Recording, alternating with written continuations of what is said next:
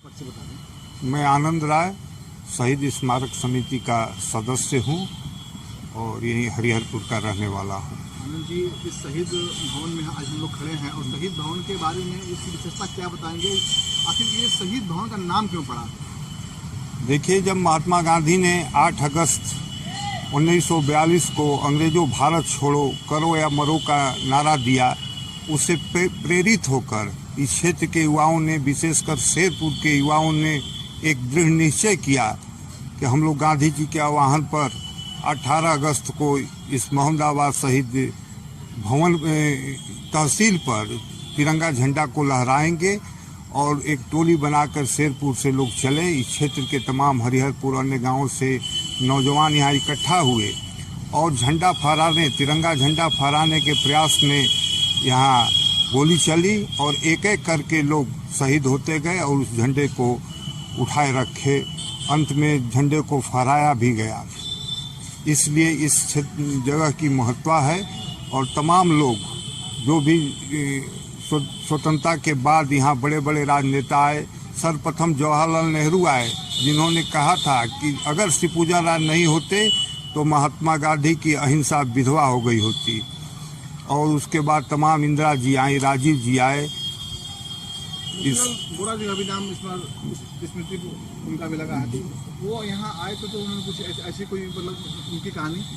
मोतीलाल बोरा जी 91 में जब यहाँ के राज्यपाल थे, फुल फ्लेज राज्यपाल थे, तो शहीद स्मारक समिति के लोगों ने जाके उनसे मांग किया कि शहीद के नाम पर यहाँ एक महाविद्यालय होना चाहिए। उन्होंने आके इस महाविद्यालय को, राजकीय महाविद्यालय को शहीदों के नाम पर देने का काम किया और उसके उपरांत ये जो अस्पताल है उसका नाम डॉक्टर श्रीपूजन राय के नाम पर रखने का काम मोतीलाल बोरा जी ने किया। तो ये श्रीपूजन राय जी के साथ में कितने लोग शहीद हुए थे उस समय? 8 लोग तत्काल यहाँ शहीद हुए। उसके बाद 3 लोग शेरपुर गांव में शहीद हुए उसी दिन। सब मिला के 11 लोग शहीद हुए। 11 लोग शहीद हुए। लेकिन यहाँ पे मतलब 8 लोग का इनाम यहाँ पे अंकित है। हाँ, 3 लोग यहाँ 8 लोग ही शहीद हुए। 3 लोग शेरपुर गांव में शहीद हुए थे।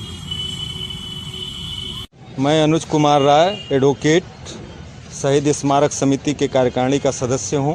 अनुज जी, शहीद भवन के बारे में और यहाँ के जो शहीद हुए हैं उनकी क्या कहानी है, क्या विशेषता है रही कि वो लोग शहीद हो पाए? सन 1942 में जब अंग्रेजों भारत छोड़ो आंदोलन गांधी जी का आह्वान हुआ था, उस समय उनके उस आह्वान से प्रभावित होकर के शिवपूजन राय जो शेरपुर के रहने वाले थे, उनके नेतृत्व में तमाम लोग उपस्थित हुए थे, तमाम लोग थे। और ये तहसील की एक बिल्डिंग थी उस समय। इस तहसील बिल्डिंग पर तिरंगा फहराने के लिए लोग आए और एक एक करके आगे बढ़ते गए तिरंगे को हाथ में लेकर के। लेकिन जो तत्कालीन तहसीलदार महोदय थे, उन्होंने गोली चलवाने का आदेश कर दिया और हमारे जो नौजवान थे, जो शहीद थे, वो आगे बढ़ते गए और झंडा और एक एक करके गोली चलती गई, लेकिन झंडे को झुकने नहीं दिया। दूसरा फिर उस झंडे को उठा लेता था, फिर गोली लगती थी, फिर तीसरा उठा लेता था। इस तरह से करते हुए अंत में 8 लोग शहीद यहाँ हुए और आकर के इस तहसील भवन पर झंडा अपना हिंदुस्तान का लहराया। यहाँ एक झंडा भी अंदर लगा हुआ है शीशे में, तो इसकी क्या कहानी है? वो वही झंडा है जिस झंडे को लेकर के लोग शहीद हुए थे और उस झंडे को एक जिंदा शहीद थे सीताराम राय जी, उनके पास वह झंडा उपलब्ध था और वह झंडा सजो के रखा गया था। तत्कालीन इससे पूर्व जो डीएम थे राजन शुक्ला जी, उन्होंने उस झंडे को बढ़िया से कराया और करा करके यहाँ स्थापित किया, जिसको हर साल लोग देखने आते हैं।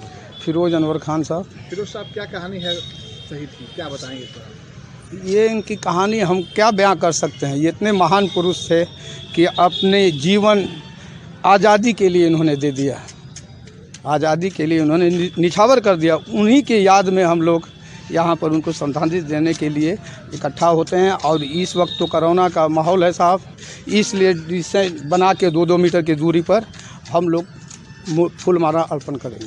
क्या आयोजन होगा इस साल? आयोजन तो होगा नहीं सर, लेकिन आएंगे जो लोग, उनको हम लोग दूरी बना के फूल माला निर्भर करेंगे। जी सर। कितने लोग शहीद हुए थे यहाँ पे? यहाँ पे सर 8 लोग हुए थे और 3 लोग शेरपुर गाँव में, 11 लोग। राज साहब, शहीद की क्या कहानी और क्या बताएंगे आप? शहीदों के सम्मान में 18 अगस्त को झंडा फहराया जाता है। यहाँ बड़े बड़े अधिकारी नेतागण लोग आते हैं, उनके सम्मान में ये मनाया जाता है। शहीदों का सम्मान करके शहीद दिवस मनाया जाता है 18 अगस्त को। हर साल मनता है? जी, हर साल मनता है।